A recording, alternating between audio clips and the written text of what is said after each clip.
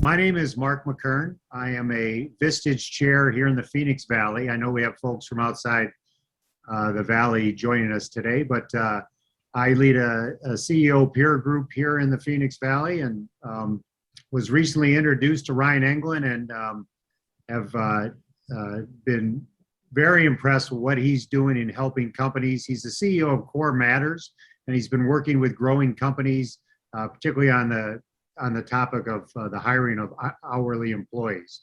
And I think he'd probably, it's no shock or alert for anybody as we look at the current challenges and opportunities that business leaders, those HR professionals in companies are facing, is with laborers, whether it's hourly laborers, the hiring component of it, but also the retention component of it. A lot of research out right now that's clearly indicating that we can expect to see up to 41% of our workforce looking for new opportunities in the coming year. So not only is the hiring piece a challenge, but it's once we hire them and retain them. And that's an area of Ryan's expertise. So I'm inviting him in today and making the mark, and it's going to share with everybody here, either in person or in the recording of this, how he's helping small, medium-sized business overcome this challenge of finding hourly employees and retaining those employees moving forward. So with that, I am going to turn it over to Ryan, and you have the comms. Awesome. Thank you for the intro, Mark. I'm really excited to be here today. For those of you that don't know, I am incredibly passionate about what we do over here at Core Matters, particularly because we focus on frontline employees. So most of the labor problems right now are on those skilled labor workers, the general labor workers, those frontline employees that maybe you're making less than $25, $30 an hour. That's where we seem to have the biggest challenge. And that's what we've decided here at Core Matters to focus on, because there's not a lot of people supporting you in that. And then beyond that, we're really passionate about the blue collar industry. I grew up in it. My dad's in manufacturing, so really close to home for me on that one. For those of you just joining us, there is a link in the chat. If you haven't seen it yet, we'll go ahead and post it again. But because this is a workshop, in about 20 minutes, we're going to be doing a little worksheet together. It's one you can pull up on your computer, can complete it on the computer. If you don't get a chance to do it during the workshop, that's okay. Download it after the fact. It's a really valuable document to help you with hiring and attracting and retaining Rockstar employees. So let's jump in. So I'm here today to contribute to you. And the only way I can do that is if you guys engage with me.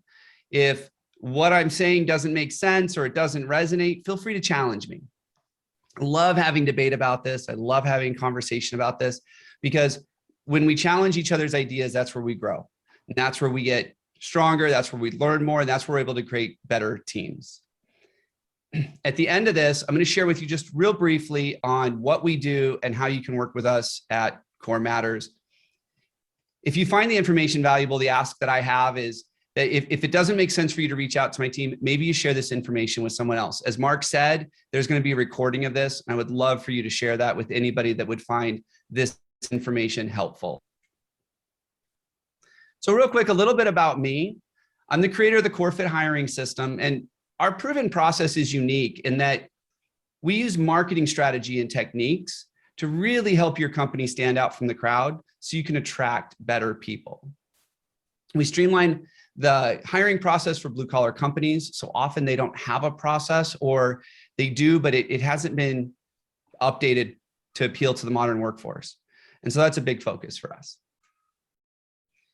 Like I said before, we focus on frontline craft workers and skilled labor. That could include things like inside sales reps, customer service reps, but those hourly employees that are $30 an hour and under.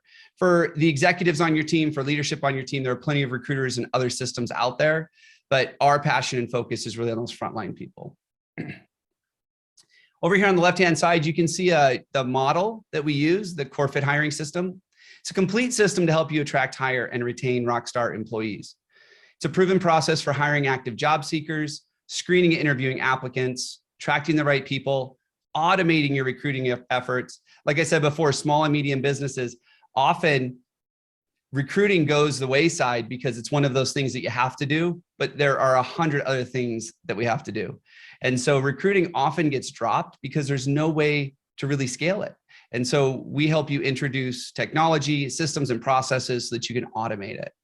We also help you with effective employee referral programs. I'm sure everybody on this call has some form of employee referral program. And if we were to do a quick survey, most of you would say, yeah, it worked once or twice, but it doesn't work that often. And we found a way to really shift the way people think about employee referral programs so that you can ultimately fill your recruiting pipeline. Now, like I said at the beginning of this, I want you to engage with me. So please put information in the chat.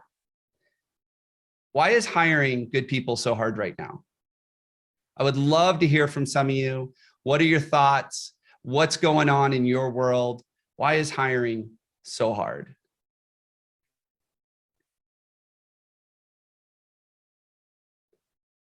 Got a whole bunch of people. Hiring's easy, huh?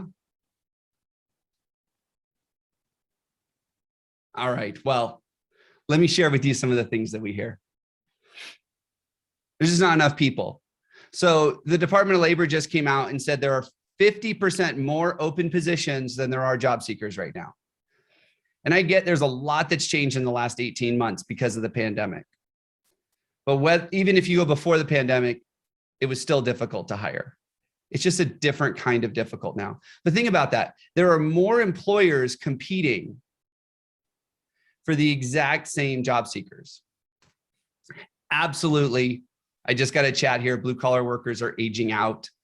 40% expected to age out in the next 6 years. That's a lot of people. So one of the things that we're dealing with is that tribal knowledge is going to disappear if we don't do something about it today. Some of the other things we hear, lack of quality. We don't know where to find these people. Like, we know there are people out there looking for work. We can read in the paper all the time that there are people that they apply, but they can't find anything. Or maybe right now we can't afford them.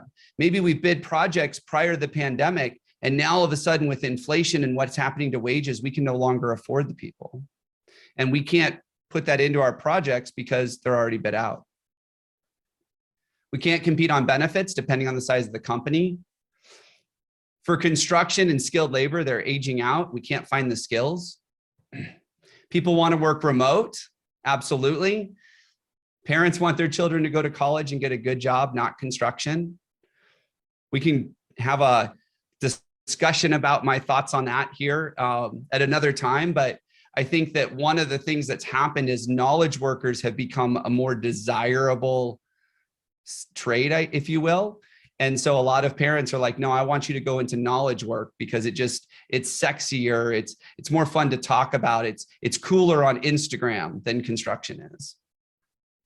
So you can see there's a lot of reasons out here that we're having a tough time finding people, the least of which is what's happened in the last few months. So here's the reality though. For most people that I work with, they go to the job boards. They dust off a job description, they post it up on Indeed, they pay Indeed's fees. Maybe they're on Facebook or ZipRecruiter, Glassdoor, LinkedIn, wherever they're at. And they say, we can't find any good people. And we're only using the job boards. And that's one of the biggest problems that we have right now. Even though 82% of your applications are going to come from the job boards, only about 1.3% of hires come from those applications. And if you really look at what's causing that, who are the types of people that use job boards? They're the people that are unemployed, or they're the people that are so upset or so frustrated with their current employer, they've got to find something else, right? The pain of change is less than the pain of staying where they're at. So it's worth it to go through the process and look at the job boards. Now, there are some outliers. There are some people that are really good employees, down on their luck, lost their job, employer went out of business, and so they got to go to the job boards. But for the majority of job seekers on the job boards, they're not going to be where the quality comes from. And when you take this, all those applications coming in with such few hires, and on average, you'll interview 20 people to make one hire. Whether that is they get to a phone screen and then they ghost you on the interview process, or they show up for the interview and you're just like, that is not the person that I phone screened, or that person is not the same person that submitted that application.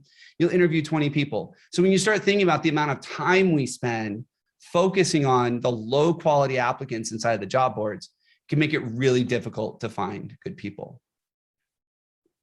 Another thing we're going to talk about is the millennials. We've all got a millennial joke. We all have heard how they're entitled or lazy or whatever. They don't want to work. But the truth is they now account for 50% of the workforce. So we have to stop making fun of them and we have to start seeing how we can attract them into our jobs. Millennials want something different than the baby boomers did out of work. We're going to get into that in a minute. But if you're not appealing, if your strategy for recruiting is not specifically targeted at the millennials, that younger generation that has 20 or 30 years before they're going to age out, your recruiting efforts are going to make it harder to find good people. 93% of millennials prioritize skill development and training. The irony in this is that a lot of, especially in construction, there's a lot of good apprenticeship programs. There's a lot of skill development. There's a lot of training that happens. But for some reason, the millennials are not drawn to those types of jobs. And this is one of the reasons I believe that's true. 86% of them will take a pay cut to work at a place whose mission and values align with their own. And for some reason in the construction space, in most of the trades, we've disregarded this fact that culture is very important to what it is that we do. When you got the knowledge workers and you've got these IT jobs and these tech jobs and they look cool. Well, a lot of it is about promoting the culture. It's about promoting that sense of belonging that you can get inside of those organizations. If we aren't willing to do that, we aren't going to be able to appeal to the millennials. And if we aren't clear on what our mission and values are as an organization, we're never going to clearly communicate that to them, and they are not going to be attracted to us. Here's another reality. More than 70% of job seekers are only passively looking for work. So this is the opposite of the job boards. So the people on the job boards, they need work today. They're ready to turn in their notice or they're ready to start tomorrow. They fix today's problem. But if we want to fix this problem long-term, we got to figure out how to appeal to the 70% of job seekers. Because active job seekers, those on the boards, they only make up about 3 to 5%. So why is it that people are only passively looking for work? See, passive job seekers are the ones that go see their friends and family on the weekends. And they say, hey, if you hear anybody that's hiring, or hey, that place that you just started, let me know how it is. They're not dusting off their resume. They're not practicing their interview skills. They're not applying for jobs. They're waiting for an opportunity to come to them so that they can go pursue it. And this is why 75% of people say the process of looking for a job is one of life's most stressful events. So this is on that same list that we see about psychological stressors: death of a spouse, health diagnosis, relocation, loss of a job. Looking for a job is on that same list. From a job seeker's perspective, looking for a job is not something that they just wake up in the morning and decide, hey, I want to go do that today. They do it because they have to. And for those people that aren't happy in their current situation, they get up every morning, they go to the job boards and they grind through it and just hope that one of the employers they applied with will get back to them within a reasonable amount of time. For those that aren't that uncomfortable in their current situation, they've got some time, but they know they want to make a move, they're willing to look passively. They're willing to Google companies and learn about them and see what they're doing in the community. And are they making a difference, and learn about their values and their culture. And they want to do that for the simple reason that people don't leave jobs. They leave. Who wants to finish this for me? Throw it in the chat real quick. They leave their leaders. They leave their leaders. Absolutely. So if people aren't leaving jobs and they're leaving leaders, what do you think they're looking for in a new opportunity? Like if I'm an electrician and I go apply for an electrician job somewhere else, I'm not switching jobs. I know what an electrician does. Yet every single employer on the planet wants to tell me what an electrician does. I'm like, well, if I'm a skilled electrician, I already know what they do. What I care about in that job ad are the things that cause me to leave my old employer. Yet for some reason, we disregard that. So what's your least favorite part of hiring? Throw in the chat for me. I will tell you mine is screening. Drives me insane to wake up on a Monday morning and see 30 new applications that I've got to look through and then make decisions about who's better and who's not. If you're anything like me, you get up Monday morning, you see those 30 emails, you mark them all as read, you throw them in your applicants folder and you move on and you go about the day. And if you have time later, you get back to it. So anybody have a least favorite part? Stephanie, lowering standards when there aren't any good candidates. I hate it when we do that. Yeah, making an offer to someone that you just know you're going to replace as quickly as you can. Here's some of the things we hear. Writing or updating the job description. If you don't have an HR department writing those for you, it can be a real challenge. Looking through resumes. I think I added that one myself. Following up with people. This always on instant communication culture that we live in right now makes it so difficult to follow up with people and get them to actually call you back, schedule the interview and not ghost you. So it can be very time consuming. Keeping it all organized. If you're using Outlook and an Excel sheet to manage your recruiting pipeline, it can be really daunting to stay on top of that. Who's where and who's doing what and what do we need from who? Deciding who to interview, right? Like, are we lowering our standards and we're just going to bring in the people that are at the bottom of the barrel because that's all we can get? Or do we see a whole bunch of rock stars and we think, oh, which one should I really talk to? Which one do I want to spend my time with? Interviewing. One of my favorite parts of the process is really getting to know the people. Telling people, no, this one's a pet peeve of mine, drives me nuts. We got three candidates. We like them all. We're going to make an offer to one and hope they accept, hope they show up. And we're going to let everybody else just kind of chill. Because if that person doesn't work out, at least we've got a bench. You get the idea. And my favorite one is doing it over and over and over again until we get it right. So let's talk about 3 surefire steps to attract and hire rock stars. And I'm going to spend a lot of time focusing on this rockstar concept because in my mind, that's what I want. I want to hire rock stars for my team. I want to hire people that are good and they know they're good. And they're going to take care of me. They're going to take care of the client. They're going to take care of the company. So here's step number 1. Share your story. Again, if you look over there at our model, you'll see that the core of our model, it's got its teeth in everything. You get core right, the rest of the components become so much easier to execute on. But sharing your story is so critical to attracting the right people to your company. Your company's messaging matters. You'll reduce turnover by 28% when investing in branding. Now, what am I talking about there? I'm not talking about your logo. I'm not talking about a new fancy flashy website, although that might be part of it. I'm really talking about how do you message who you are as an organization to the right people. So much about branding is how and what you communicate. You might do it through imagery. You might do it through graphics. You might do it through product pictures, or you might do it through good old word of mouth. You might do it through video. You might do it through your social media profiles. But imagine reducing turnover by almost 1/3 by just investing in better branding. And job seekers are 3 times more likely to trust an employee about the company. This is the part where I usually survey the audience and I say, okay, how many of you have customer testimonials? And almost every single hand goes up every time.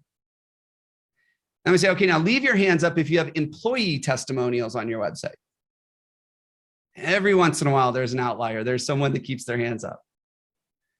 But for some reason, we disregard the fact that people trust the people that aren't in the marketing department.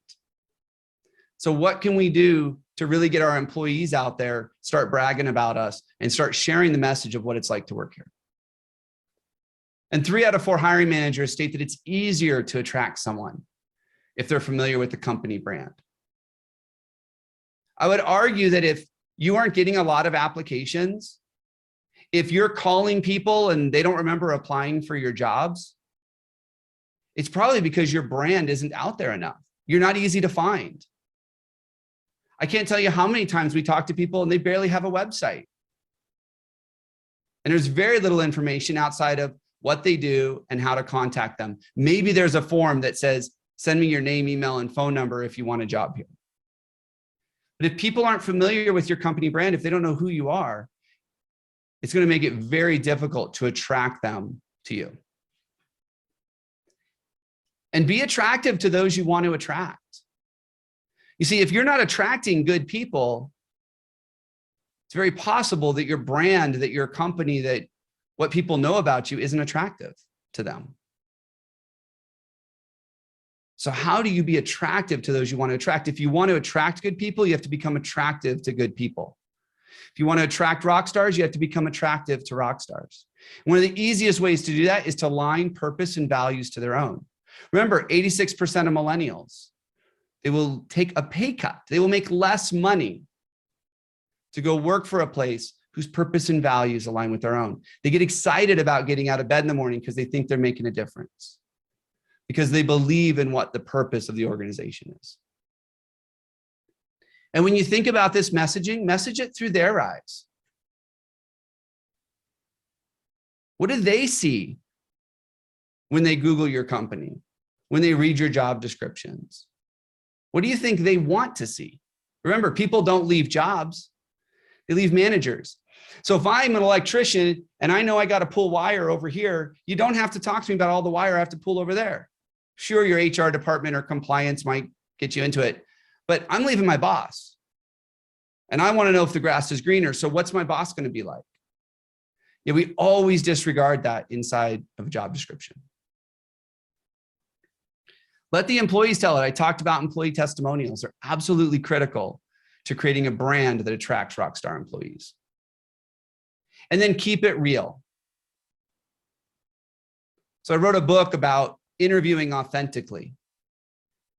It's called How to Hire the Ones You Won't Want to Fire. And one of the things we talk about in there is if you want a job seeker to show up authentically, you as the employer have to show up authentically. Don't sugarcoat it. Don't embellish. Be real. We all want job seekers to be real, so we need to expect that we can do the same ourselves. And then rethink video. You'll increase job applications by 34% when a video is included in the job posting. Now, a lot of the job boards are starting to pull the video embeds out, but you can still include the links. People want to know who they're going to be working for, not what they're going to be doing.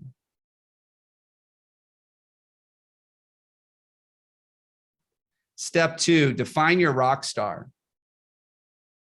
Who here wants to hire a Rockstar employee? Just throw it in the chat. Just say me.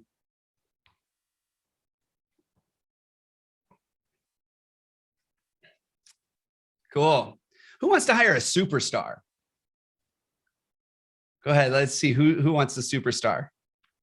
Everybody wants superstars. Tom wants a superstar.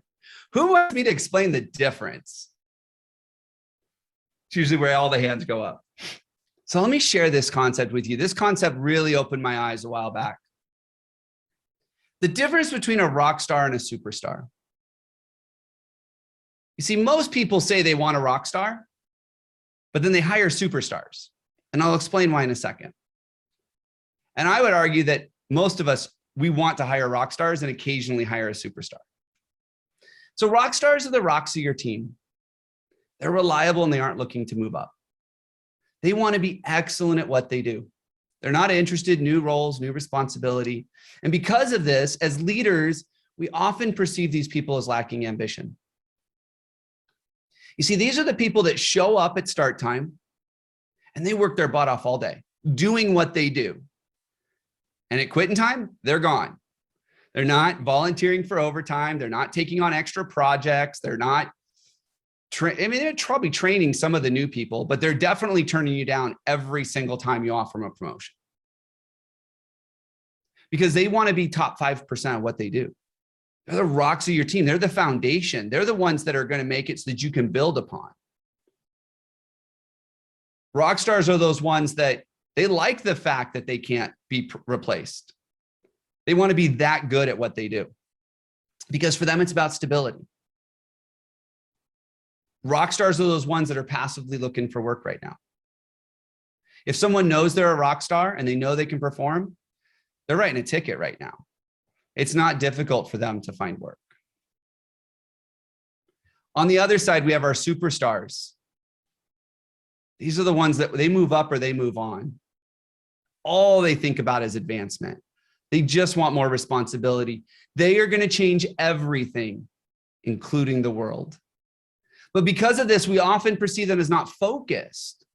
Like, hey, wait a minute, you're getting your hands in everything. You're changing everything. You're doing it a different way than the way I pay you to do it. But for them, it's all about a focus on growth. They want to grow as fast as they can and climb that corporate ladder. And don't get me wrong, we need both rock stars and superstars in our organization. But I would suggest that you probably need one superstar for every 9 or 10 rock stars. Because you do need leaders. You do need people that are going to climb the corporate ladder, bring that tribal knowledge with them, and spread it across the organization. But most of the people that we need right now are rock stars. The ones that are going to come in, they're going to do the work the way we want it done. They're going to follow the rules. They're going to take great care of our clients. They're going to make sure the projects are delivered on time. And they're going to go home at the end of the day. Whereas the superstars are the ones you hire them. And then 3 weeks later, you're like, why are you doing it like this? That's not how I taught you. And they're like, but boss, there's a better way to do it. And you're like, great, let's talk about that in 90 days. Let's not talk about that 2 weeks in. So it's really finding this balance. But I would argue that rock stars are the ones that we all want to hire. Who does anybody here still want superstars after that, or a lot of them? We might need 1 or 2, right? We might need that great new supervisor or that new project lead or that salesperson that wants to be a sales manager. Those are your superstars. The rock stars are the ones that are often the victims of the Peter Principle. For those of you who don't know, the Peter Principle is when you promote someone to just outside their level of competence. So when you take your rock star salesperson, and you're like, gosh, this guy's amazing. Oh my gosh, imagine what he could do for my sales team if he was a sales manager. You make him a sales manager and it's a disaster all over the place. And you're like, I don't know what happened. The whole team is suffering now. So the guy wasn't a sales manager. He was a salesperson and he was amazing at it. And that's where he wanted to be. So if you're going to attract rock stars, how important is that job description?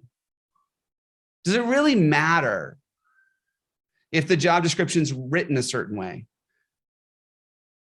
or if it's marketed a certain way or promoted a certain way? Here's what we know. 72% of employers believe they have clear job descriptions. I don't know what the other 28% are doing, but almost 3 out of 4 believe they have clear job descriptions. Yet only a third of applicants agree with this statement. And I think a lot of this comes from the fact that a lot of job descriptions are started by doing a quick Google search and seeing what everybody else is doing, and then copying and pasting that. And that's what happens. And then we're like, okay, now we've got a foundation that looks like everybody else's job description. Then we hire them and we find out, wait a minute, that really wasn't the right job description for us because that's not who we are. That's not how we do it.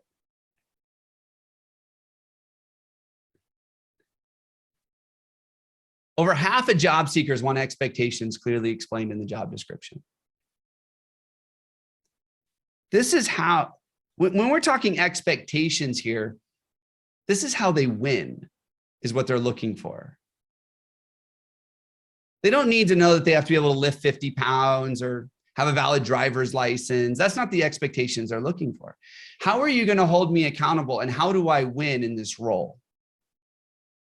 For those of you that have any kind of metrics or scorecards or reporting to help your team know if they're doing a good job, that's what they want to know in this job description. How are you going to hold me accountable? How are you going to make sure that all those B, C, and D players that you have on the team are going to get held accountable, and you're either going to coach them up or coach them out? Because if I'm a rock star, the last thing I want to do is carry the weight of a poor team. And when you invest in a strong candidate experience, you'll improve your quality of hires by 70%. So what's that mean, candidate experience? So someone applies, how long do they wait before they hear back from you? In the trades, the average is 6.23 days, which just blows my mind that a job seeker would wait that long, but they do sometimes. 6 days. How would you feel if a client that it was on your wish list, your Dream 100, called you and you're like, we'll get back to you in 6 days? Somebody's going to lose their job. So why do we do that with job seekers? Once you tell them, hey, we'll get back to you in a couple of days, do you? Or do you email them a week later after you've made a decision because you had a whole bunch of other people to interview? Investing in that strong experience for them, a positive experience, will improve your quality of hires, because the good ones will stick around and the bad ones will realize, I'm not going to fit in here. They're going to hold me accountable and I'm not interested. So let's talk about the perfect job ad. And the reason I call it an ad is because this is not what HR gives you when you say, hey, I need to hire somebody. Those all look the same. They're all identical. They all say the same thing and nothing is special. Sometimes companies will they'll grab a paragraph out of their about page on their website and they'll put it at the top. That's not what we're really looking at. We're looking at what is it that's going to attract the right people to your business? What's going to attract those rock stars?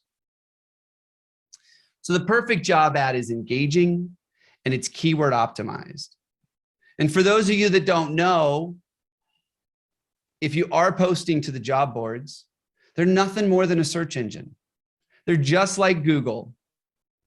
When someone types in a keyword or types in a job title or types in a skill, these websites are just looking through job ad after job ad after job ad to figure out which ones are the most relevant for that job seeker.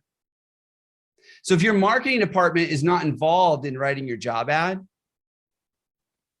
you could be missing out on a lot of great opportunities.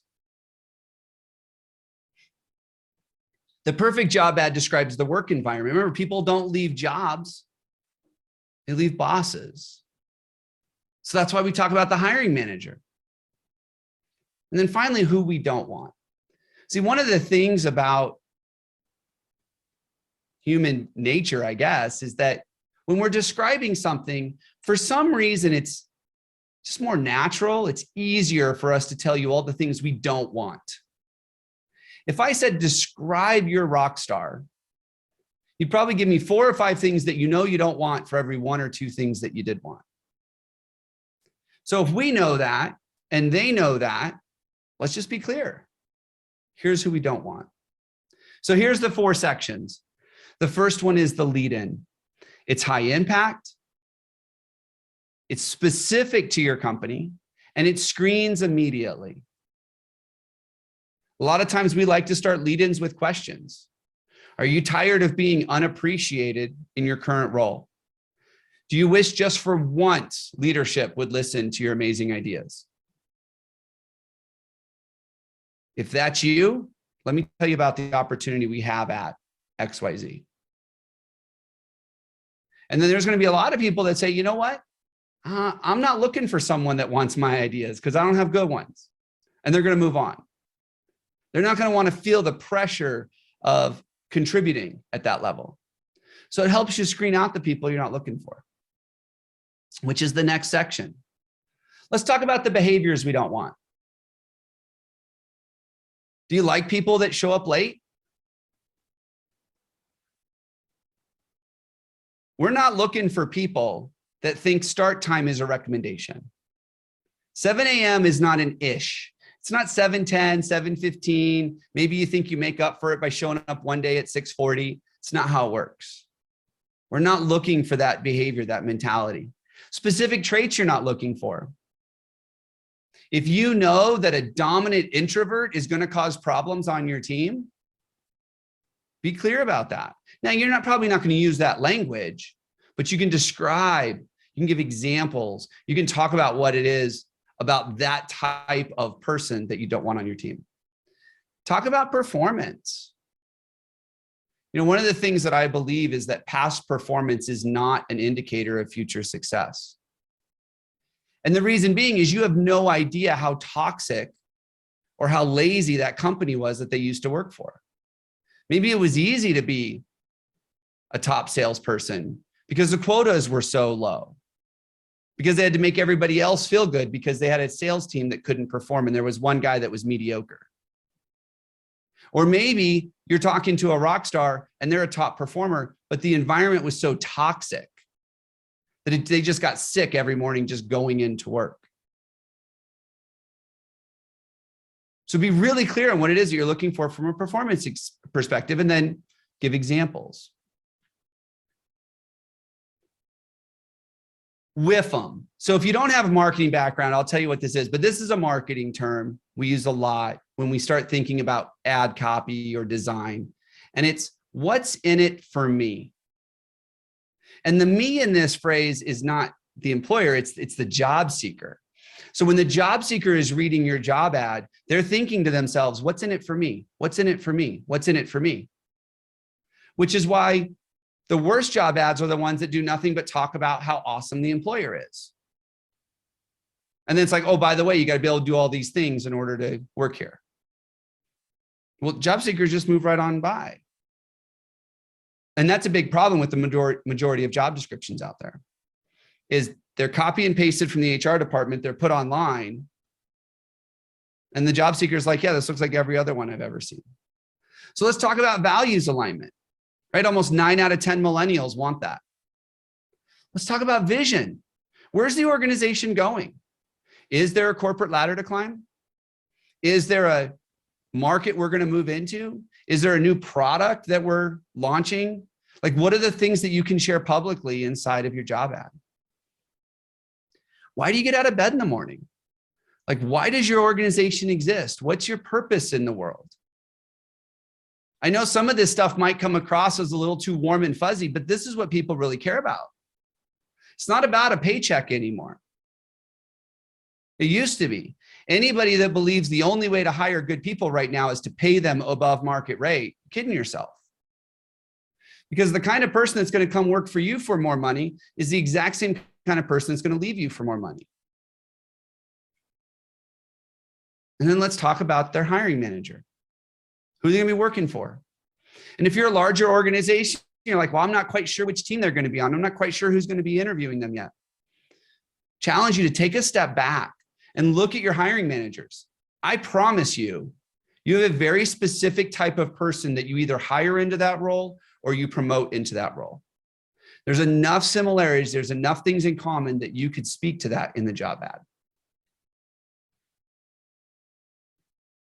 And then finally, if you know, what is it you want? All of our clients want culture alignment. They might not use that word, but they want good people. And when I ask them, what do you mean by a good person? No one ever has told me, I want someone that can turn a wrench. I want someone that can fix this. I want someone that can build this. They've never said that. The things they say is, I want someone that shows up on time. I want someone that takes care of the client. I want someone that cares about the company. That's all culture alignment. If you know you want rock stars, tell them you want a rock star. Tell them you want someone that sees the vision, someone that's excited about the destination and where we're going. Expectations on both sides, right? As employers, we have expectations of our workforce. But if you take a step back and you go, wow, they have expectations of us as well. So let's get really clear on what those expectations are. And then finally, give examples. Now notice, nowhere in these 4 sections did I say, put a list of requirements. Must be able to lift 50 pounds, must be able to use this software, must be able to operate this equipment. Never once did I say that. Never once did I say, what are your responsibilities? Never once did I say, let's get real clear on pay and benefits and all these terminologies of health benefits and things that they don't even know what it means. None of those are requirements for the perfect job ad. Now, if you have to, from a compliance perspective, add those things at the bottom, go ahead. But that should not be the bulk of your job ad. So here's what I want to do. So there is a link to the worksheet here in the chat. If you haven't had a chance to download it yet, please go do that. It's a fillable PDF, so you can print it off. You can share it with your team. You guys can do this exercise later. I'm going to walk through it here, but what I want to do is I want to take a few minutes and have you go through this process of creating a lead-in. The lead-in is that compelling piece that pulls people in to read the rest of your job ad. I'm sure if we did a survey on this call, most of you would say, I don't even think people read them anymore. I think they just check a box and hit apply. And I think a lot of reason for that is they all look the same. It's time to get your job ads to stand out, be a different color so people take notice. So if you didn't get a chance, let me go ahead and just walk you through the worksheet. For those of you that are working on it, go for it. I'd love to hear some thoughts that you have at the end. If there were any takeaways or ahas after going through this. So when you're thinking about the lead-in, describe who it is that you're looking for. You see, if you're not clear on who it is that you're looking for, you're never going to find them. I think about this. So I love fishing, and I think about this when I go fishing. The first decision you need to make when you're going out fishing is not where you want to go or what body of water you want to be near or what gear you need to bring. It's what type of fish do you want to catch? So if you know exactly the type of person that you want on your team, it's going to be a lot easier for you to write the job ad, a lot easier for you to figure out the right interview questions, a lot easier for you to identify them when they show up. So what behaviors do they exhibit? Where do they live? What kind of work do they do? I really want you to get clear on this. Now, ignore the compliance side of this. We're not going to use this actually in any of our job ad writing, but it just gives you a really good sense of who it is. If I were to ask you to go find someone on your team and say, who would you wave a magic wand on and clone over and over and over again? Who is that? Think about that person when you're describing this. What do they do for fun? You know, you don't see this as much as, maybe it's because I'm older now, but I remember growing up and I remember being on the Little League team and there was always some small business that was sponsoring the jersey. And it wasn't until I got older and I understood marketing why they were doing it. Because their target market was mom and dad sitting in the bleachers. So if you know that your Rockstar has kids in Little League or in T-ball or whatever, maybe that's where you need to be advertising for those passive job seekers. Maybe that's where you need to be spending your time recruiting. What do they value? What are they looking for in an employer? It's never money. I'll argue anybody that one to the end. It's never money. Money's a means to an end. It's the things that they use the money for that's important to them. If I gave you $1 million, locked it up in a savings account and said, you can't touch it, you might want to argue you're not a millionaire. So it's not the money. So what do they use the money for? What's important to them? Is it family? Is it fun? Is it experience? What motivates them to perform? This is why right here, this is exactly why most employee referral programs don't work, because they're all money driven. Very, very few people are driven by money. So what is it that they value? Next, what does the market look like? For some of you on this call, you're right now, it's like, it's not good. It's not good. It looks really bad.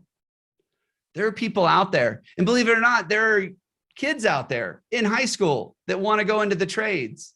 that want to do the exact type of work that you have for them. The problem is they either don't know it exists, or their experience with it or with the employers that offer it has not been good. So think about the market for a second. Had a client tell me a few weeks ago, he says, I'm just tired of catching bottom feeders.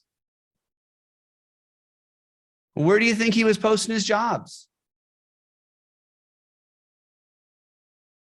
If you're tired of catching bottom feeders, maybe it's time to stop fishing in the city canal. It's time to find a different place to go recruit from. It blows my mind how much money people spend on pushing into a market that's not good, when they could go to a market outside the state, pay relocation fees, have someone that's a better fit, that's going to be more committed, more excited to be here, and would cost them less money. But for some reason, as employers, we're afraid to switch markets. We're afraid to go fish in a different pond for whatever reason. But get really clear on what your market looks like here and in other places. And then finally, write this lead in. What's that intro like to attract a rock star? If you know that you're going to be advertising in a place for relocation, maybe you start there. If you're out here in Phoenix and you know that there are a lot of people coming from California right now, start it. Are you looking to relocate from California and come to Phoenix? Do we have an opportunity for you? Let me give you as simple as that. Anybody want to share in the chat any ahas, takeaways, any thoughts they have about this process? If not, that's okay.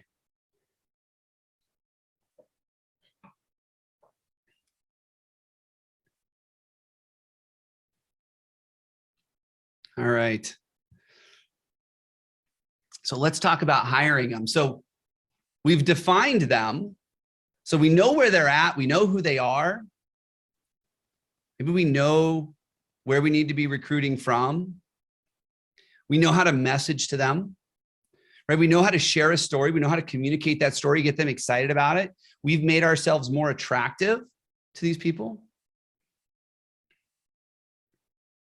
So they apply. We like their application. Notice I didn't say we like their resume, because most resumes are garbage. We like their application. We like the way they answered the screening questions. The phone screen went well. So now we got to get them in for the interview. And more often than not, this is where the whole thing gets messed up. We put all this effort in and everything gets messed up in the interview. So let's talk about hiring rock stars. And I want to introduce you to the core fit screen. So if you haven't figured it out by now, our focus is really on helping you find better people, the people that are aligned to your values, aligned to your culture, the people that want to work. Not just the people that are good at it, but the people that are going to be good for you, your clients, and your team. The core fit screen is open and transparent on both sides. You see, as employers, we want the job seeker to put the cell phone down and be open and right there and transparent with us. Yet we're constantly checking our emails and letting people barge into the office. Goes both ways. And it's objective and measurable. And what do I mean by that? Is that you could give this application, this candidate, to anybody in your organization, and if they followed your process, everyone would come to the same conclusion. You see, the fog the mirror test doesn't work. The you have a pulse test, it doesn't work. The wow, I'm just excited you showed up for the interview, you're hired, it doesn't work. If you were to really look at how many times that worked out for you, probably doesn't more often than not. So how do we develop a process so that we can start hiring the best people that are actually going to stay? And when you do this, it creates a trusting environment. You can trust each other. You can get honest feedback from each other.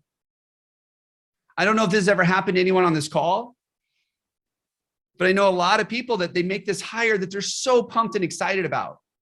And one of two things happens. Either one, they call them the night before and they say, hey boss, I'm not gonna be able to start tomorrow. I went and turned in my notice, and my boss asked me how much you were going to pay me. He offered me $2 more an hour. I couldn't refuse that, so I'm just going to stick it out here. Or they show up, they work hard for a couple of days, and all of a sudden it just gets weird. And then a couple of weeks later, they either no-show you or they quit. So much of that comes out of not investing in the relationship up front. They couldn't trust you. They couldn't give you the feedback without fear of there being some kind of repercussion. So if we aren't taking the time to get to know them during the interview, we're never going to be able to open them up to that honest feedback. And it creates proper expectations on both sides.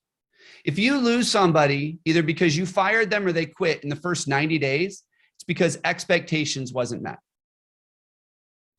If you fire someone in the first 90 days, remember, they just went through one of life's most stressful events, looking for a job. They took a big risk coming to work for you because the things that they value, the things that are important to them are in jeopardy if they don't find a place where they feel like they belong, that pays a good wage. So now we have expectations on day one that they're going to perform, and that's silly. So if we're firing people in the first 90 days, it's because our expectations weren't met. But maybe our expectations weren't realistic. Or maybe they misled us. Maybe they gave us one of those fancy resumes that was done by a professional resume writer and it had all sorts of stuff on it that wasn't real.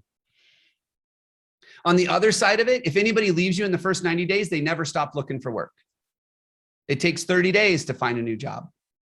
So if they left you, it's because they never stopped looking because their expectations weren't met. Maybe they showed up on day one and they're like, this is not what they sold me. They brought me into a nice conference room and they showed me all this stuff and they treated me well and they offered me water and everything else. And now I show up and I'm treated like garbage. And their expectations weren't met. So they kept looking, they found something new and they moved on. So let's talk about 3 principles for incredible interviews. The first one, I just got done talking about, always set expectations. And there's some simple ones you can set. Time, purpose, and outcomes are easy. Hey, we're going to have a 10-minute interview. 10-minute phone screen, and then keep it to 10 minutes. Don't turn a 10-minute phone screen into 45 minutes because now you just told the job seeker that you don't set proper expectations and you don't stick to your commitments. Tell them the purpose of the phone screen. Tell them the purpose of the in-person interview or the skills assessment or whatever it is that you call that stage in the hiring process. Why does that stage exist? You know, a lot of times, oh, so we can get to know the candidate. I'm like, you only spent 15 minutes with them. You can never get to know somebody in 15 minutes.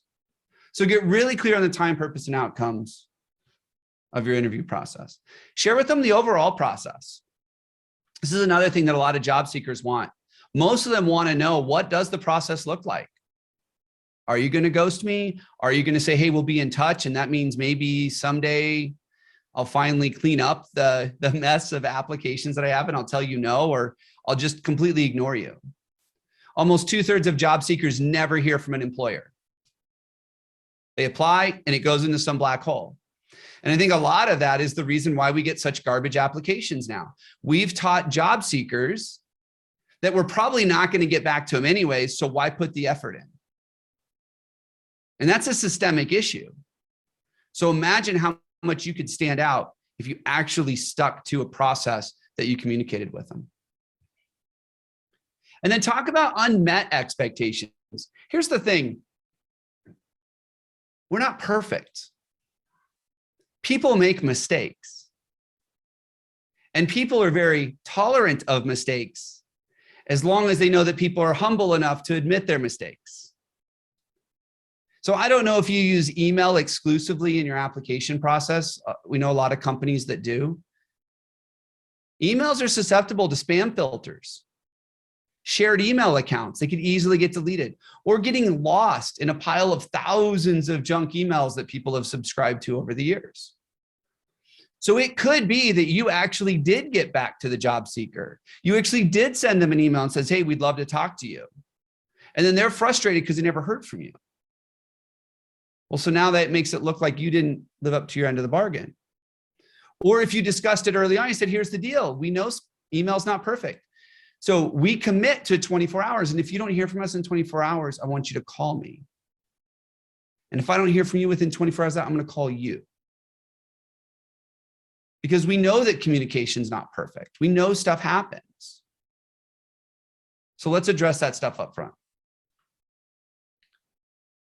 Here's another principle: have a plan. We've all heard it before. If you fail to plan, plan to fail.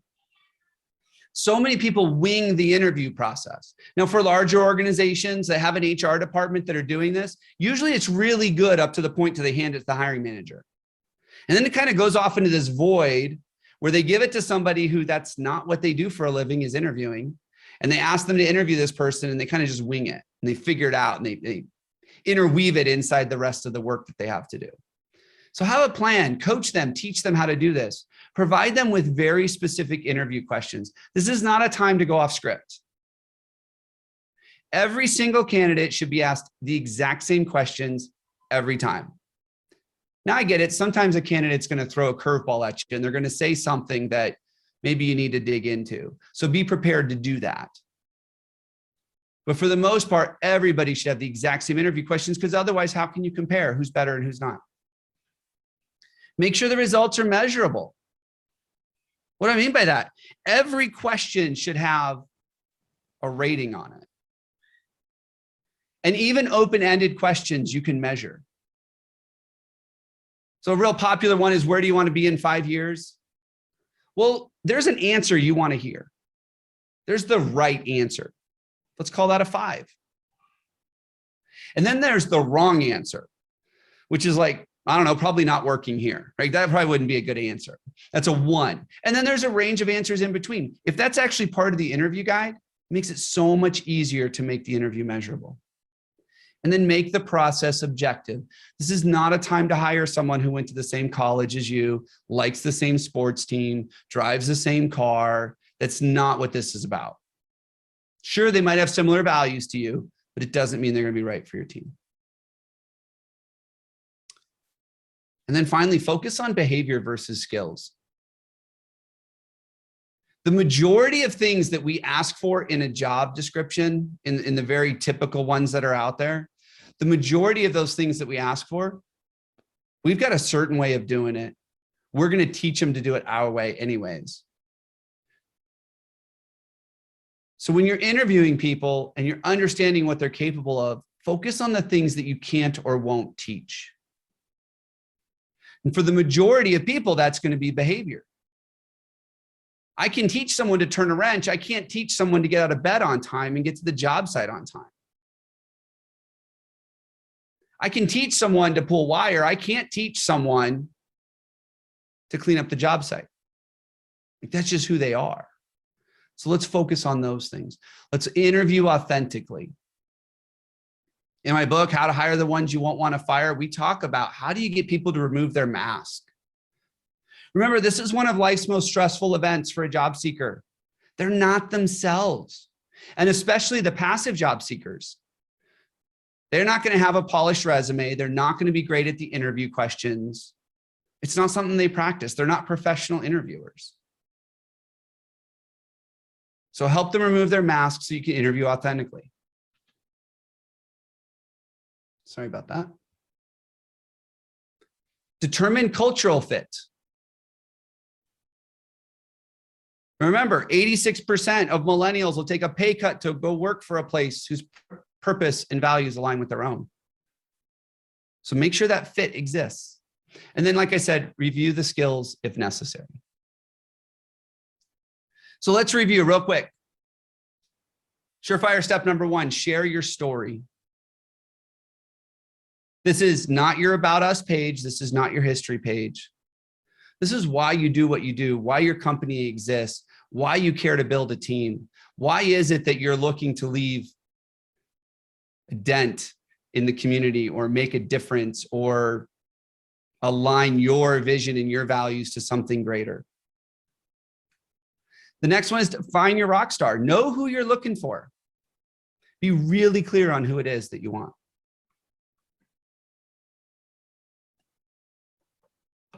Lastly, interview for fit. Make sure you interview for the things you can't or you won't teach. I have a very strong opinion about how long interviews last or should last. But let me just tell you, no one gets married after 15 minutes on the first date. And in some states, it's actually easier to get divorced than it is to fire an employee. So why aren't we spending more time getting to know the people before we offer them to the job? And then finally, remember to treat them like rock stars. This is one of the things that drives me nuts. These people, they put in 2 weeks notice. They cross in their fingers they made the right decision. They're praying it's going to work out. They have no idea if they just jumped out of the frying pan into the fryer. And they show up on day one and you're like, you're not even in the system yet. We got behind, we knew you were coming, but we're working on it today. We'll get you in the system. Or, yeah, you know what? We didn't even finish your background check. I know we've had 2 weeks to do it, but we haven't done it yet. How does that make them feel when they have just taken this leap of faith to come work for you? And you didn't take that leap of faith and trusting that they were going to show up day one. So you waited till the last minute to do everything. Treat them like a rock star and celebrate them. So here's what I want you to do. I want you to identify one opportunity for improving your hiring results. And I would love for you to throw it in the chat for me. We're going to wrap up here in about 5 minutes and we'll have some time for Q&A if anybody's got any questions. But I'd love to know, what is one opportunity that you can do now to improve your hiring results?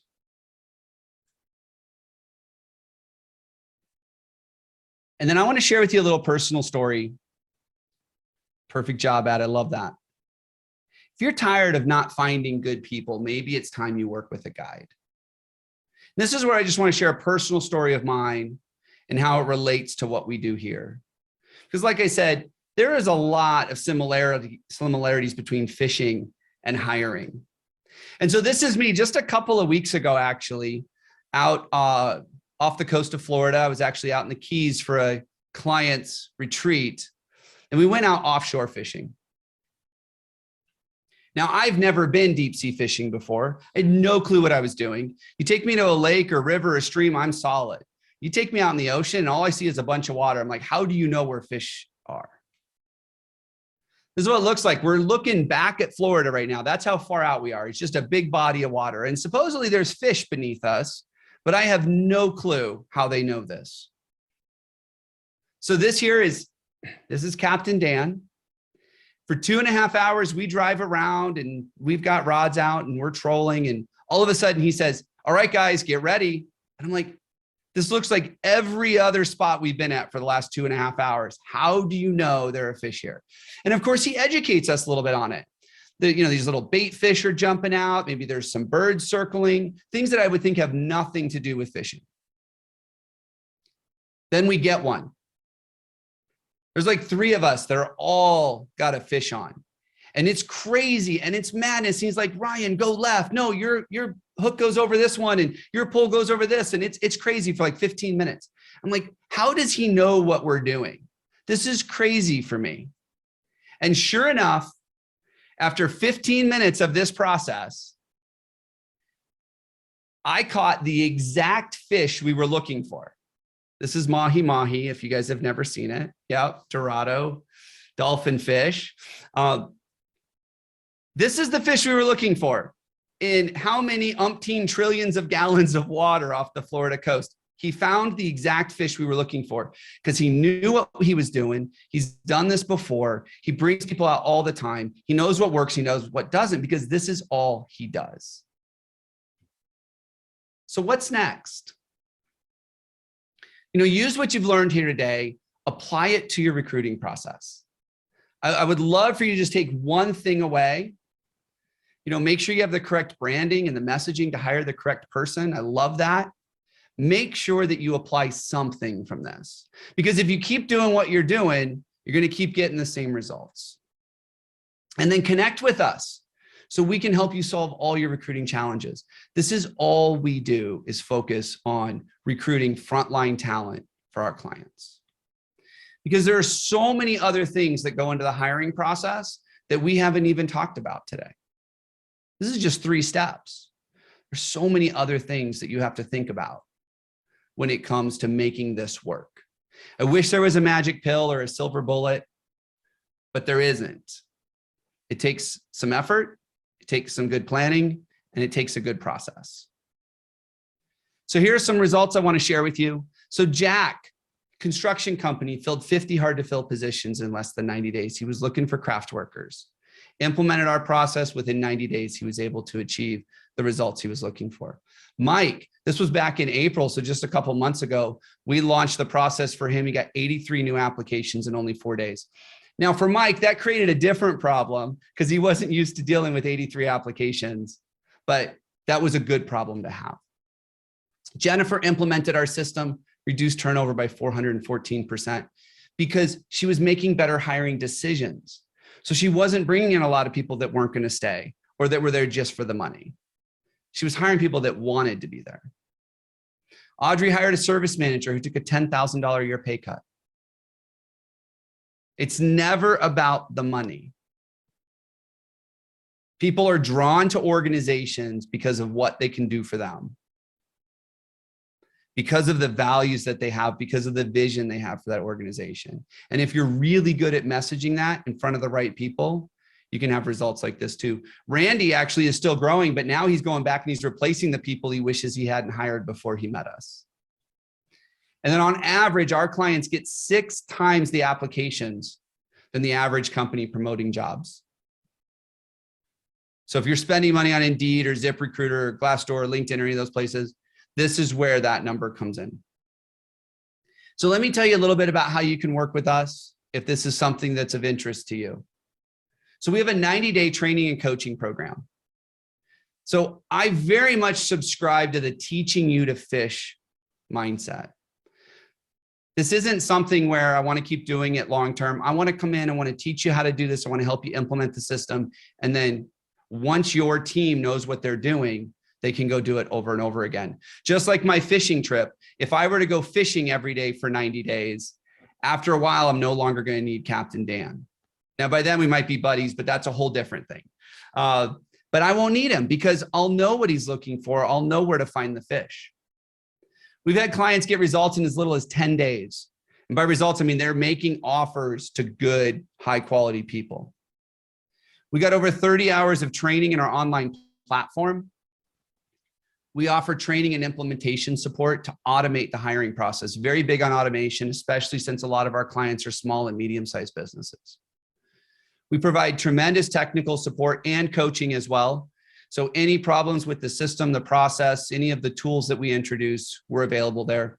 We also do regularly scheduled one-to-one private coaching sessions.